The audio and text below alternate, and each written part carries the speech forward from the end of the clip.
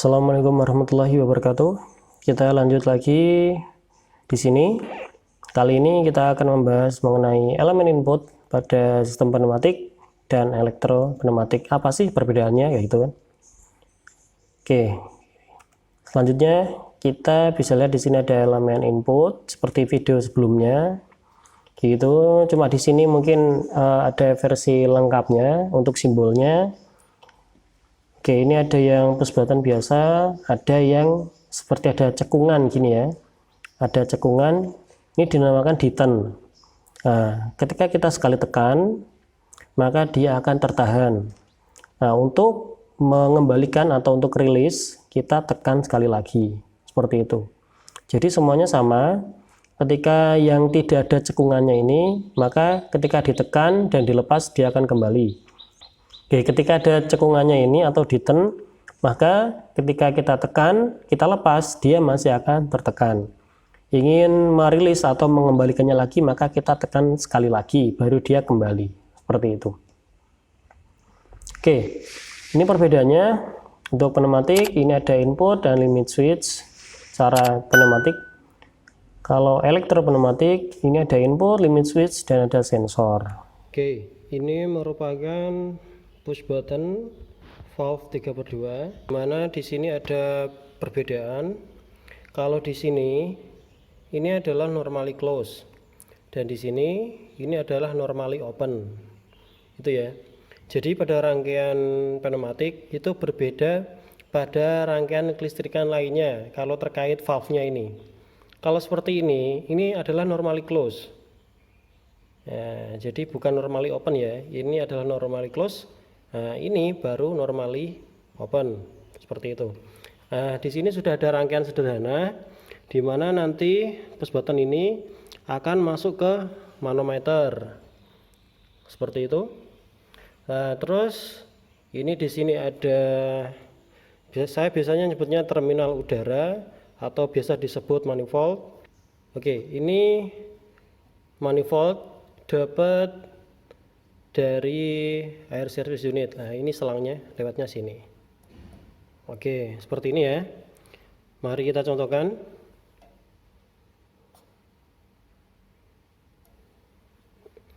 Oke, dapat dilihat seperti itu. Di sini tekanannya kecil sekali ya. Nah, coba kita ubah menjadi lebih besar tekanannya, bisa nyampe mungkin 3,5 gitu ya. Nah, udah. Oke. Kembali lagi, di sini adalah normally close, ini adalah normally open. Kalau normally open, dia bisa langsung mengalirkan udara bertekanan. Nah, normally open berarti ini di kiri, ini kanan ya. Ini juga sama, ini di kiri, ini di kanan. Terlihat bahwa yang kanan sudah aktif. Nah, jadi ini ketika sebelum ditekan, maka dia sudah aktif terlebih dahulu. Coba kalau ketika kita tekan, ini kita tekan ya. Nah, maka di sini tidak ada udara mengalir. Seperti itu. Coba kalau kita lepas, maka ada udara bertekanan yang mengalir ke manometer. Berbeda pada sebelahnya, yaitu pada, jadi ketika kita belum ditekan, maka dia belum ada udara mengalir. Tapi ketika sudah ditekan seperti ini, kita lihat, maka udara masuk ke manometer seperti itu. Nah, coba ketika dilepas, maka tidak ada udara masuk ke manometer. Kita matikan ya, coba ya, sini ya. Nah, ini sama-sama tidak ada udara mengalir ke manometer. Oke, selanjutnya adalah deten switch, di mana ini seperti saklar seperti itu. Dapat dilihat di sini ada, dilihat di sini ada kayak geriginya, berarti dia itu mengunci sifatnya. Dan jangan lupa ya, ketika di sini itu masuknya 1, keluarnya 2. Dapat dilihat ini dari manifold masuknya ke sini. Nah, masuknya 1 dan ini juga masuknya 1. Kalau terbalik, kita masuknya 2, nanti dia akan keluar ke 3. Nah, jadi rangkaiannya salah seperti itu. Jadi masuk 1, keluar 2. Oke, yang sebelah kiri ini dia masuknya ke manifold yang pertama. Nah, ini makanya 3/2 valve-nya. Nah, yang sebelah kanan ini dia valve-nya makanya 5/2. Jadi outputnya itu 4/2. Yang 4 saya taruh di yang sebelah kiri, yang nomor 2 ini. Yang 2 taruh di sebelah kanan, yang paling kanan. Oke, mari kita coba nyalakan. Oke ya. Ketika kita lihat, berarti kalau output 2 ini dia posisinya udara belum keluar di nomor 2. Maka dia di sini belum aktif. Selanjutnya, ini posisinya yang nomor 4 itu belum mengeluarkan udara. Dilihat ini tidak aktif. Nah, sedangkan yang nomor 2 ini dia dapat udara dari nomor 1. Dapat lihat kan? Nah, naik ke 2, berarti nomor 2 ini ada udara bertekanan. Oke, makanya manometer ini dia ada udara bertekanan seperti itu. Oke, coba kita aktifkan yang pertama ini. Dapat lihat ya, baru manometer yang pertama di sana belum ada udara bertekanan. Coba kalau kita geser, nah, udaranya masuk ke manometer. Kita matikan lagi. Oke, tidak ada udara bertekanan. Nah, selanjutnya ini yang kedua. Ketika saya geser, maka akan berpindah ya, yang aktif yang tengah, yang kanan tidak aktif. Ketika saya geser lagi ke arah sebelumnya, oke, maka dia berbalik lagi seperti itu. Oke, ini merupakan deturn switch. Selanjutnya ini komponen yang pneumatik. Ini di sini ada limit switch dan di sini ada beberapa simbol di sini. Nah, ini ada seperti panah gitu ya. Nah, nanti mungkin kita bisa contohkan juga pada softwarenya untuk video selanjutnya gitu. Ini fungsinya berbeda-beda. Merupakan elemen input yang limit switch gitu ya. Jadi ketika ini ditekan, ini maka udara nanti dari 1 akan keluar, nomor 2 masuk ke manometer yang ada di sebelah kiri gitu. Mari kita coba aktifkan dulu. Oke, dapat lihat ini ketika saya tekan, dari udara dari nomor 1 nanti keluar ke nomor 2. Oke ya. Oke, ini adalah tekan mekanik, sebenarnya nggak pakai tangan. Ini nanti menggunakan silinder seperti itu, tapi ini merupakan contoh saja di awal. Jadi penggunaannya itu adalah ditekan, nanti menggunakan kepala silinder seperti itu. Dia masuk ke sini kepalanya, terus dia akan nyenggol limit switch. Kalau mundur kepala silindernya, nah, maka dia akan kembali seperti itu. Ini merupakan reed switch. Jadi dimana nanti ini itu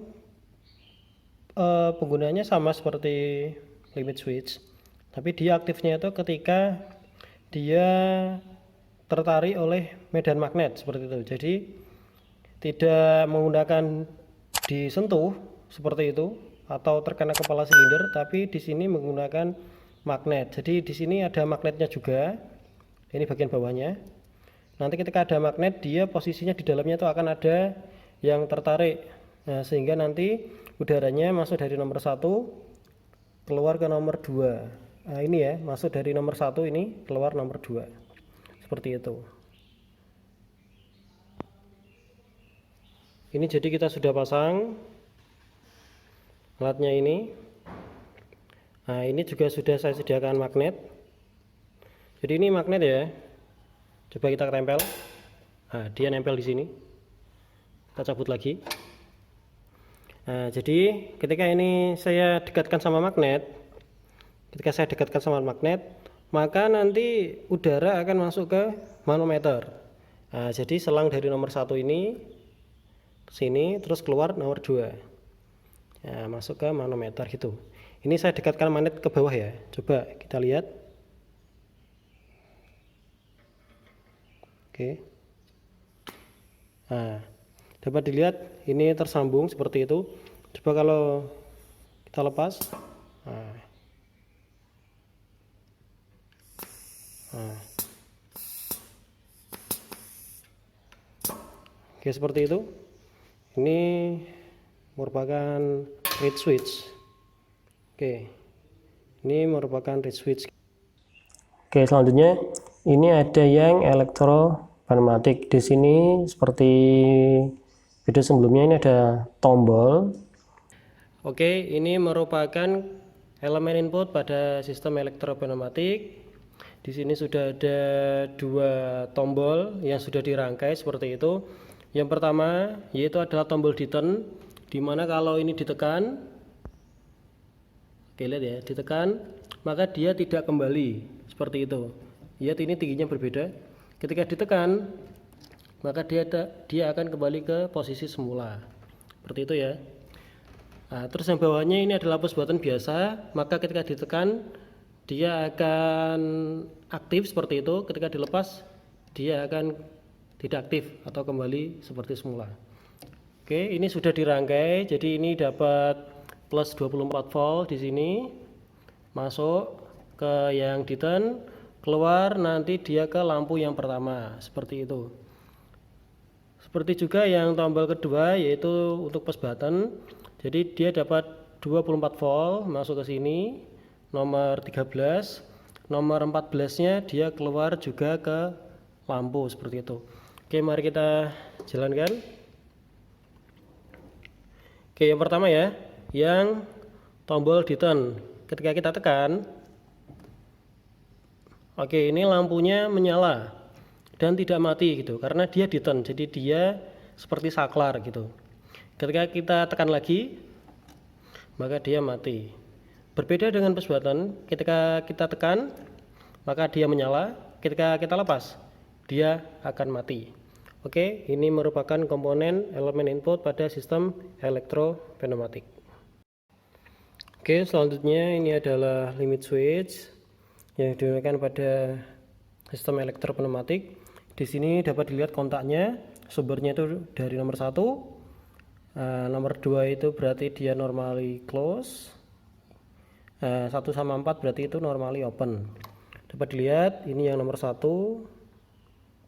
Oke, nah ini dapat atas sumber 24 volt. Oke ya, yang nomor 4 sama nomor 2 ini saya dapatkan ke lampu. Oke, nomor 4 berarti yang atas, nomor 2 berarti yang bawah gitu ya. Oke, nomor 4 sama nomor 2 ini sudah saya dapatkan lampu. Itu yang nomor 2 itu berarti yang atas. Nah, sama seperti ini, nomor 2 atas, nomor 4 bawah. Ini lampunya berarti nomor 2 itu yang atas, nomor 4 yang bawah. Oke, mari kita nyalakan power supply-nya. Oke, dilihat nomor 2 ini sudah menyambung ya. Nah, berarti nomor 2 itu sudah aktif. Coba kalau ditekan,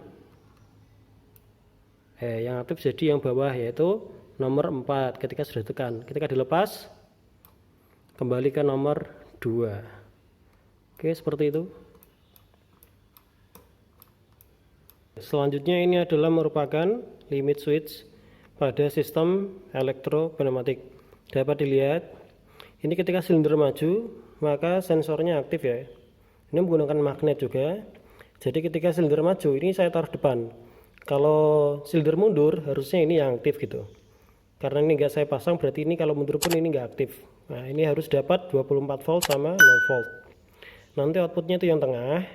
Jadi nanti ketika ini maju gitu, maka dia nanti akan menyalakan lampu yang bawah itu. Oke, gitu ya. Ini merupakan limit switch pada sistem elektropneumatik. Oke, selanjutnya di sini ada yang sensor ya, seperti video sebelumnya juga. Oke, ini merupakan sensor induktif, dimana di sini ada simbol 24 volt, Q1 sama 0 volt. Ini kita sudah pasang 24 volt sama 0 volt itu adalah tegangan, Q1 itu berarti outputnya gitu ya. Karena induktif, dia hanya bisa menerima itu metal. gitu. Tidak bisa ini, coba ini contohnya plastik ya, plastik, nyalakan. Ini saya aktifkan lampu, ini tidak nyala ya lampunya. Coba ini, kalau ini kita ada besi, oke. Nah ini besi ya, coba kita tempelkan. Nah dia aktif.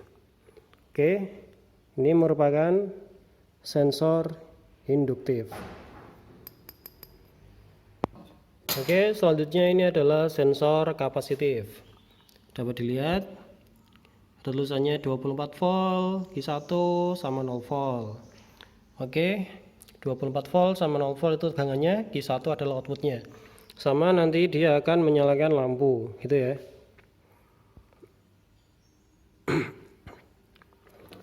Nah, kalau kapasitif dia bisa menerima benda apapun, yang penting dia menghalangi sensornya. Dapat dilihat ini merupakan plastik PVC. Oke, nyala ya. Selanjutnya ini besi tadi. Oke, nyala. Dan juga bisa menggunakan tangan kosong. Oke, ini saya tutup pakai jari. Dia jaraknya pendek sekali ya, jadi bendanya harus mepet. Ini mungkin setengah senti mungkin. Nah seperti itu, dia aktif. Oke, ini merupakan sensor kapasitif. Oke, selanjutnya ini adalah sensor optik. Dapat dilihat ini simbolnya 24 volt, Q1 sama 0 volt gitu ya. Ini juga sama, 24 volt sama 0 volt tegangan, Q1 adalah output. Oke, saya pindah atas dulu. Oke, dapat dilihat kalau sensor optik itu sebenarnya bisa membaca istilahnya benda apapun yang menutupinya, dan jaraknya itu bisa lebih jauh ketimbang yang sensor kapasitif gitu ya. Coba mari kita aktifkan. Oke, ini sudah terhalang besi yang ada di sini, maka dia sudah aktif. Coba kita turunkan lagi. Nah, turunkan satu. Nah, dia tidak aktif ya karena mungkin jaraknya nggak nyampe yang atas ini. Oke, coba mari kita pakai tangan. Oke, segini berarti jaraknya ya. Nah, ini merupakan sensor optik.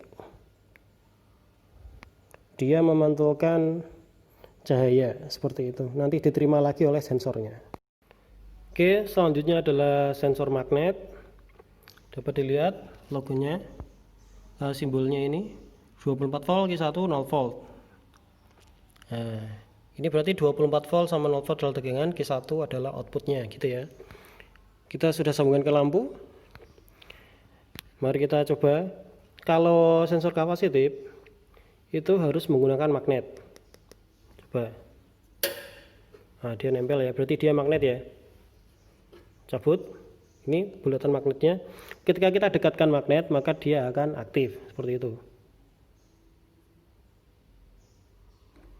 Nah, aktif, ya kan? Dan ini sebenarnya tuh agak nempel. Nah, ini nempel nih. Oh. Ini nempel. Ini taruh samping juga nempel sebenarnya. Tapi mungkin karena